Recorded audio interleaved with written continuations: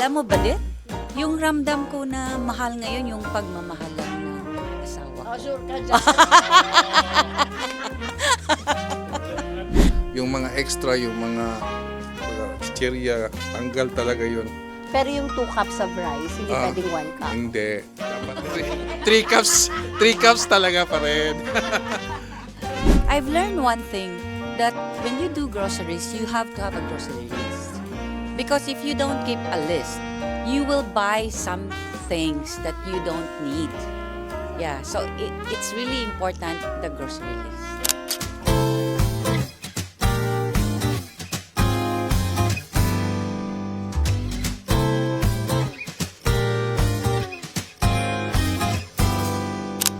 Hi, Abundant Dreamers!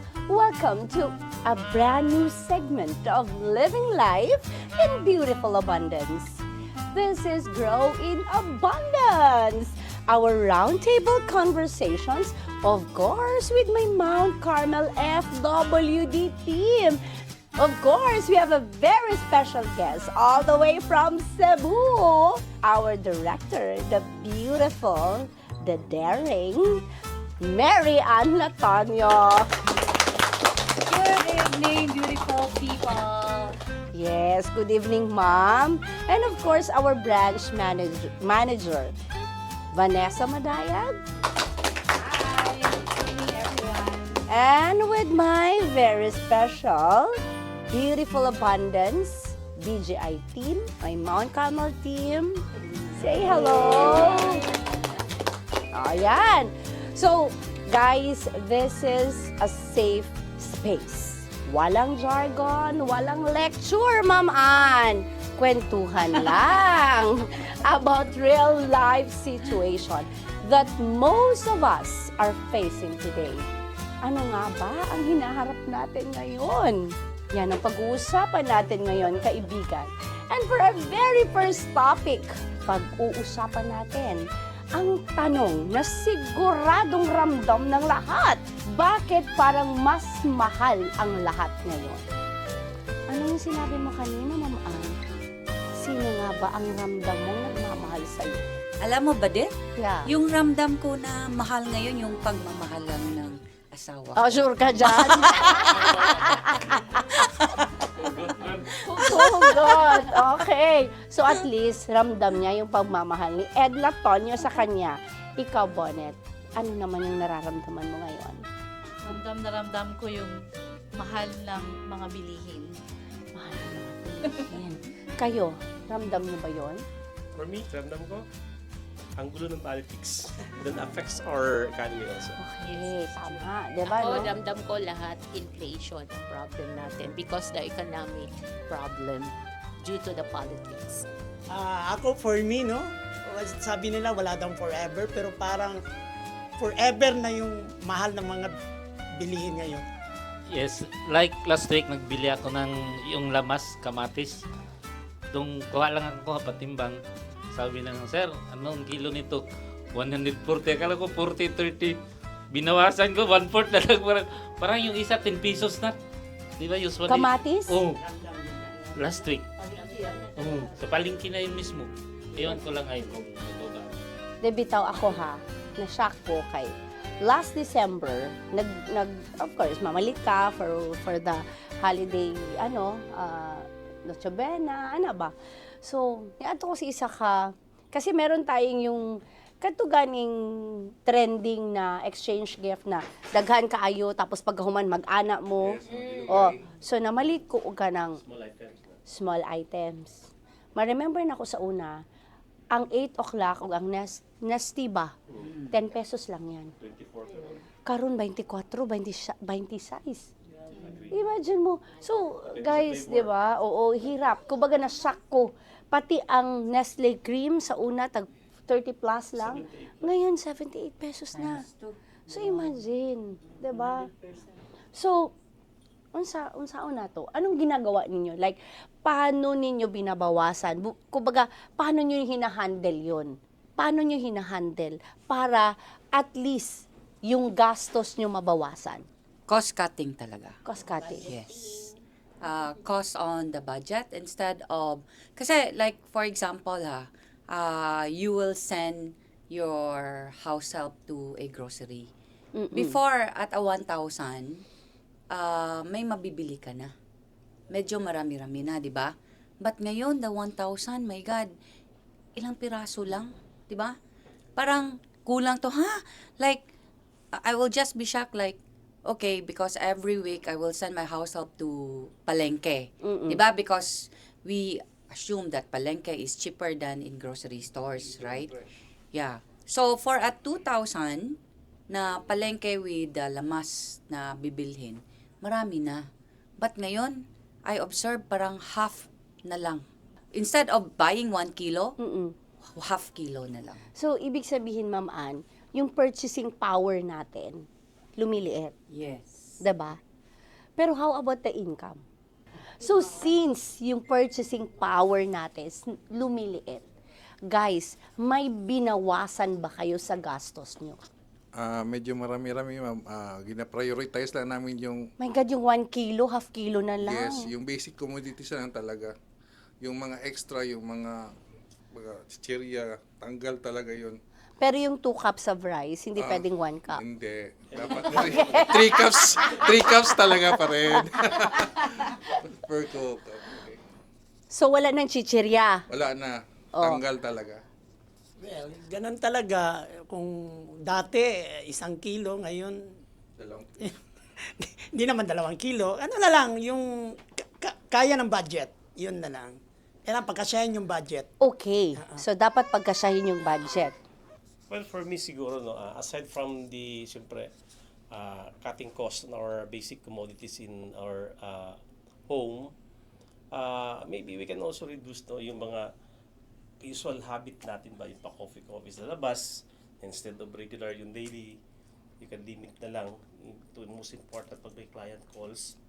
And also yung mga joining dun sa mga activities na kumbaga meron pang extra expenses from your pocket na out of your budget na. So yun yung mga dapat na lagyan ng limitations, no. So ano lang yung mas importante So yung na ilang priority. bottle na lang dapat, Philip, instead of 5 bottles of beer? So ilan na lang? Depende na lang. Before isang bucket, ngayong isang bote na lang.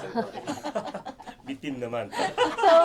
Isang bote pero 4 liters. So how about you, Joel? Alam ko yung 1 tray ng itlog, ilang ano yan? Itong in terms of bawasan, gi-convert ko siya into diet. More than 1 year na, effective naman sa akin at gusto ko rin yung yung intermittent fasting. Wala na akong problemahin sa morning, magtimpla lang ako ng electrolyte water hanggang 11 AM, yun ubusin ko siyang liter, diyan ako mag-prepare sa lunch.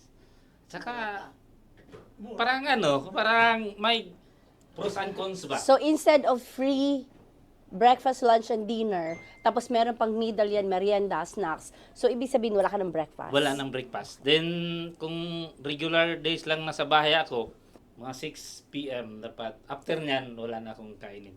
So ilang beses ka kumakain sa isang araw? Hindi na. Twice. Twice. Pag dinner at pag lunch talaga, yun ang pinaka-full ko. Ay mga dessert pa yan.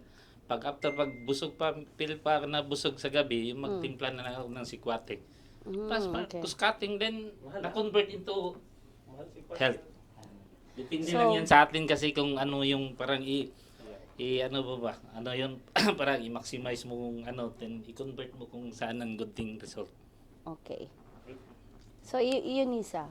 Sa amin, wala namang binawas. Walang cost cutting kasi nga kunti lang kami, 3 lang at saka share kami sa gastos. Pero ngayon, instead na lahat kasi sa grocery, pati palengke, gulay, lahat. Ngayon na malingki na ako, may diferensya talaga. Instead of buying All in grocery. So palengke na. Palengke yung gulay. Okay. Yes, ma'am. Ako naman, like sabi ni Liza kanina, hindi naman nagbawas. But naghanap ako ng more economical options. Like for example, gasoline. 'Di ba? Dati sa Big 3 lang ako nagpapagas, 'di ba? Kasi Yeah. feeling natin mas maganda yung gasolina. Pero ngayon tumitingin na ako sa ibang brand ng gas stations, 'di ba? So dapat lang. Wala lang ako dito. Mas Yes, same with me, ma'am.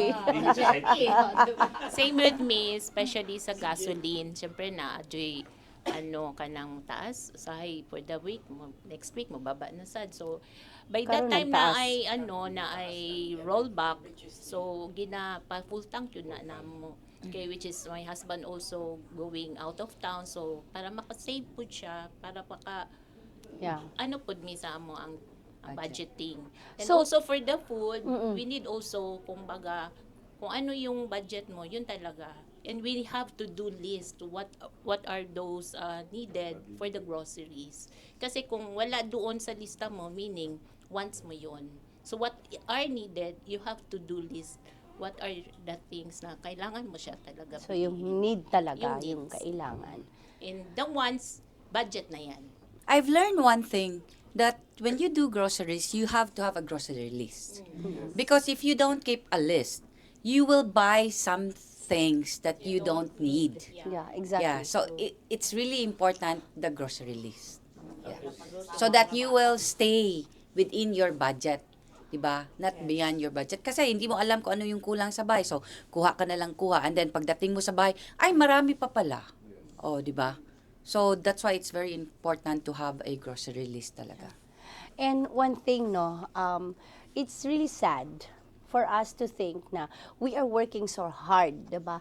Tayo, nagbaba na tayo ng buto, everything. But, still, meron pa rin tayong tinatawag na sinasala pa rin natin lahat. Which is for us, parang sabihin na to, kapuyaan we're working so hard, pero still, parang kulang pa rin yung budget natin. 'Di ba? Because of the existing problem. 'Di ba? So, if there is one thing we want you to know, hindi ka nag-iisa, lahat tayo, ramdam natin ang epekto nito. But, we have to change our mindset, di ba? Shifting our mindset is very important. So that is why awareness is just the first step. Dapat alam natin kung ano ang problema. If this conversation resonates with you, ladies and gentlemen, stay with us sa next episode at pag-uusapan natin kung paano tayo dapat mag-adjust at kung paano tayo pwedeng maging mas handa. And if you want guidance habang pinagdadaanan mo ito, kaibigan, you can always message me. This is Grow in Abundance. Building wealth, building people. Living life in beautiful abundance.